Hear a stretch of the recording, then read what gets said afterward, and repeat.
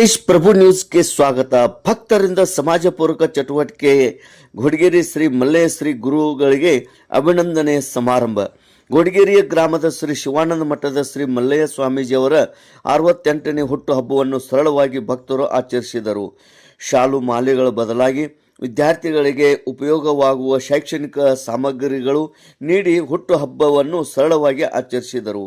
ಶ್ರೀ ಪರಮಪೂಜ್ಯ ಶಿವಾನಂದ ಗ್ರಾಮೀಣ ವಿದ್ಯಾಪೀಠದ ಶ್ರೀ ಚನ್ನಬಸವ ದೇವರ ಕನ್ನಡ ಮಾಧ್ಯಮ ಪ್ರಾಥಮಿಕ ಶಾಲೆ ವಿದ್ಯಾರ್ಥಿಗಳಿಗೆ ಗೋಕಾಕದ ರೋಟರಿ ಕ್ಲಬ್ ವತಿಯಿಂದ 14 ಸೈಕಲ್ಗಳು ಉಚಿತವಾಗಿ ಮತ್ತು ದಾನಿಗಳು ಕೊಡಮಾಡಿದ 11 ಸೈಕಲ್ಗಳನ್ನು ವಿತರಿಸಲಾಯಿತು.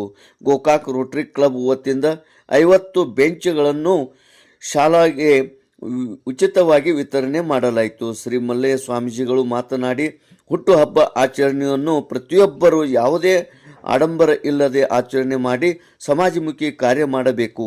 ವಿದ್ಯಾರ್ಥಿಗಳು ಮೊಬೈಲ್ ಬಳಕೆ ಕಡಿಮೆ ಮಾಡಿ ಉತ್ತಮ ಶಿಕ್ಷಣ ಕಲಿಯಬೇಕು.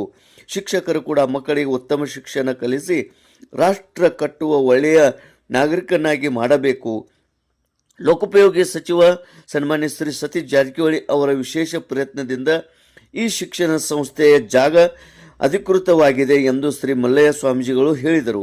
ಶ್ರೀಗಳ ಜನ್ಮ ದಿನಾಚರಣೆ ನಿಮಿತ್ತ ಕ್ಯಾರಗುಡ್ಡ ಶ್ರೀ ಅಭಿನಯ ಮಂಜುನಾಥ ಮಹಾರಾಜರು ಮಾತನಾಡಿ, ತಮ್ಮ ರಕ್ತ ನೀಡುವ ಮೂಲಕ ರಕ್ತದಾನ ಶಿಬಿರಕ್ಕೆ ಚಾಲನೆ ನೀಡಿದರು.